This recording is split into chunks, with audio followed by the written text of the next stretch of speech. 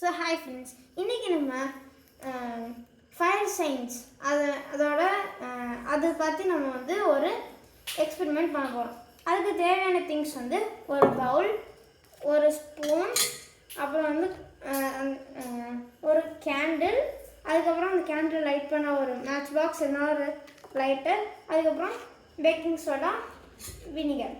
இதெல்லாம் இப்போ நமக்கு தேவைப்படுற திங்ஸ். ஃபஸ்ட்டு இந்த பவுலை எடுத்துக்கிட்டு இந்த கேண்டில் எடுத்து பவுலுக்கு சென்டரில் வைக்கணும். சென்டரில் வச்சுட்டு அதுக்கப்புறம் பேக்கிங் சோடாவை கொஞ்சம் எடுத்துக்கணும். கொஞ்சம் பேக்கிங் சோடா எடுத்து ஸோ இப்போ நான் இந்த மாதிரி போட்டுட்டேன். இப்போ இதுதான் லாஸ்ட்டு ஸ்டெப்புக்கு முன்னாடி ஸ்டெப். இந்த மேட்ச் பாக்ஸை லைட் பண்ணி கேண்டிலை ஃபயர் பண்ணிட்டு வினிகர் எடுத்து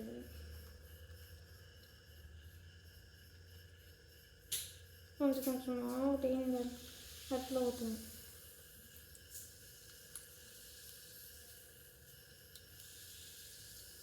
இப்படியே ஊற்றினா பார்த்தீங்களா, கொஞ்சம் கொஞ்சமாக ஊற்ற இந்த ஃபயர் ஆஃப் ஆயிடுச்சு. இதுக்கான சயின்ஸ் நம்ம இப்போ பார்க்கலாம். இப்போ இதை எடுத்து ஸோ இதோட சயின்ஸ் என்னன்னு பார்த்தீங்கன்னா, இப்போ நம்ம எந்த ரெண்டு இதை மிக்ஸ் பண்ணோம்? வினிகர், அதுக்கப்புறம் பேக்கிங் சோடா.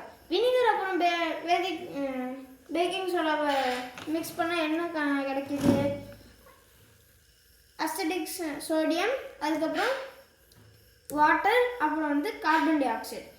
இதெல்லாம் இந்த வினிகரும் அப்புறம் பேக்கிங் சோடாவும் மிக்ஸ் ஆகும்போது ரிலீஸ் ஆகுது.